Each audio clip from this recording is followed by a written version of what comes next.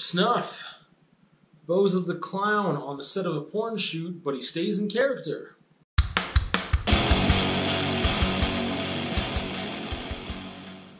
Well, here we have Snuff. General fiction, satire, written by Chuck Palahniuk, came out in 2008. It is fun, it is adult, it is crude, it is awkward, and it is somewhat suspenseful. To give you a summary, basically, a porn actress is attempting to set a world record, not to revive her career, but to end it. Will there be spoilers? Yes, there will be later on, and I'll let you know when those are.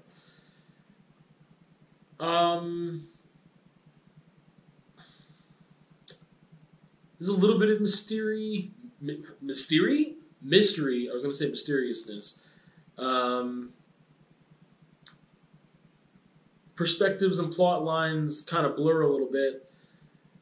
You've got 4 different characters that are kind of moving the story along, and it's in their perspective. The writing is fantastic. It's really hard to summarize. I'm going to read what they have here. I already mentioned to you it's adult and it's crude, and we'll get into that more. However, it is a satire.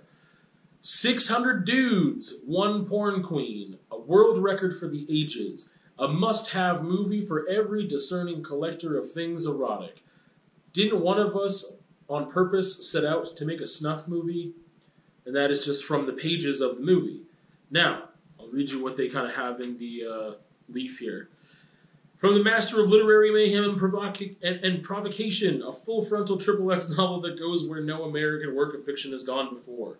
It's a little bit much, in my opinion, but anyway. Cassie Wright, porn priestess, intends to cap her legendary career by breaking the world record for serial fornication, on camera, with 600 men. Snuff unfolds from the perspectives of Mr. 72, Mr. 137, and Mr. 600, who await their turn on camera in a very crowded green room. We don't edit sneezes out here.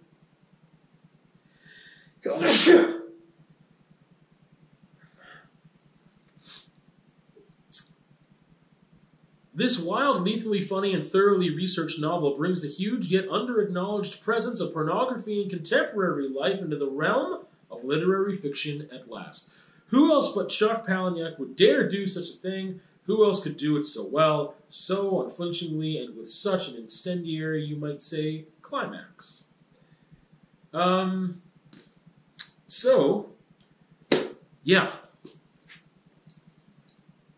I feel like the insert there was kind of satirical as well. It was definitely over the top and a little extreme. I mentioned that, man, where do I go? How do I tell you more about this book? That's why I read that, because I'm like, how do I tell you about it? In my own words. When we get to spoilers and stuff, I can talk about it then. But telling you what it's about, I mean, that's what it's about, I guess. It is, I mentioned that it's fun. I mentioned that it's Bozo the Clown on the set of a porn shoot, but he stays in character. Because that's what it feels like. It is really entertaining. Everything is kind of turned up to 11 and kind of silly and overdramatic. Again, it is satirical. It is definitely pointing fingers at the porn industry, but in a humorous way. Maybe not pointing fingers. It is, how do I word it? It is poking fun at, I guess, is a better way to put it.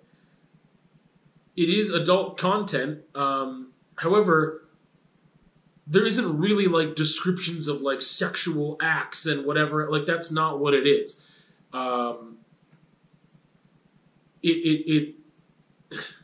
There's a lot of playfulness within language here and poking fun at the events that are supposed to be happening. I mentioned that it's crude because it is. And it is pretty awkward at times as well. I mentioned it's somewhat suspenseful because it eventually gets there. I feel like the first, I don't know what, 65, 75% of the thing is very just like, oh, this is just a fun ride that I'm on, and it's not really giving me anything of depth to hold on to. It's like there's things that might happen or might not happen, but I have no idea what's going on, really, so I don't even know how to, like... Yeah, I don't know. I don't know how to hold on to it. To even anticipate what's coming. There's some things like, hey, we need to figure out if that's true or if that's not true, but it's treated so casually, and again, you've got these different perspectives, and here it mentions only 3, but there is a 4th that comes in from another character. And her perspective is incredibly important and useful. I don't know what to call that style of writing. I should have figured that out beforehand. But that type of shift from character to character and their first-person perspective, the way that it's used so bluntly, like each chapter is just like that one person's thing, and then sometimes that other person is kind of relaying the scene from their perspective, but it's the exact same moment. And he does that, Chuck does that really well here. So it does revolve around this event that is supposed to be happening with Cassie, this porn star, this porn actress, this porn priestess, as they put it. But it eventually gets into the reasons why. Why is she doing this exactly? It's not just for money and fame or whatever else. That's not what this is about. This is about something else. And I will get into a spoiler here. It's going to be really short. I will get into that, but not yet. So, I mean, Chuck is just a great writer. I think he's just a great writer. And I think one of his talents, and I've only read 2 of his books. The other one was Fight Club, but I had seen Fight Club, the movie, so many times beforehand that it was hard to really get into what is Chuck's writing style like and how good of a writer is he. But, I mean, he is able to be subversive about his serious topics at times. His injection of humor is so casual and easily injected that it doesn't feel like a reprieve from something. It feels like it's just there all the time and so natural, so authentic. I will tell you emotionally where I was at. I don't know what else to give you for summarizing the book. It made me feel a little confused at first because I was like, hey, what's happening? Because for a while I was just like, hey, there's nothing happening. What's happening? Let's get to the thing. What's going on here? But then I just kind of settled into it, and there was a little like nugget of like a possible mystery element that I was like, I guess we do need to figure that out. But we're not like really moving along to trying to figure that out, and the suspense isn't building in a way that I'm traditionally used to. So I was a little confused at first, but then I got into it, and I was entertained and just went along for the ride and let myself go with it. It did get deeper over time, and that was the thing that was really interesting, was that I think that if you are maybe more like me who wants more out of a book than just entertainment, I think you might be happy as to where this thing goes. But if you're just into entertainment and that's it, I think that this will be more jarring for you. No, it won't. I don't think it will. Because I think you're going to find what you're looking for, and you might just gloss over what actually happens here and how deep you could start taking things. Because you could really pull this apart and analyze it a lot. And I didn't do that.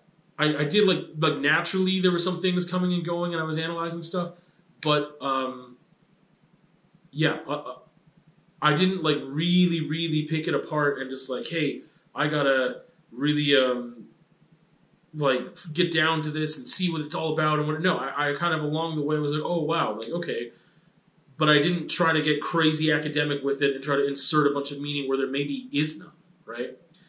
So for me, that's kind of where I was at. I was just at first I was a little confused, then I was along for the ride, and then I was really enjoying the ride. And then when it did get deep, I was pleasantly surprised and excited about that. And I'm glad that we kind of had that glimmer there. Target audience, I mean, adult satire, I guess. It is very adult. It is, It is fun, though. If you've got the right sense of humor, I haven't read many satirical works, but it definitely, you know that it's tongue-in-cheek. You know that it is not super serious. You know that that it's not meant to be taken seriously, and the characters themselves are just, a lot of the time, caricatures. But it's done in a way that it's not poor writing, or like, I don't know how to write characters. It's sometimes the characters never seemed wooden to me, or that they lacked any depth and they were just one-dimensional in a bad way. I think that was part of the satire. That was part of it. It was just like, this person only has like one mode and that's it, but that's who they are and that's what we need to believe they are. But on the far contrast to that, you've got a couple characters that might surprise you with the amount of depth that they have. And I think it does a really good job of humanizing people in this business without, I don't want to say that it didn't intend to do that, but it doesn't seem like that's the goal. And to make it be that, I think it would be kind of cheap and incorrect of me to say that, oh, that was the purpose, that was the whole point, is that he really wanted to show that they're people too, you know? It's like, no, I don't think that was it. I think that he does an excellent job of creating these characters that sometimes are really one-dimensional and flat, but on purpose, and not in a way that I never felt like, oh man, this guy is an idiot, like, this is a horrible character, he sucks, and it's bad writing. I never thought that. And then when we were introduced to these other instances of like, oh, maybe this person's got more going on than I thought, that's really interesting, I didn't dwell a lot on that either. I didn't want to make it something it wasn't.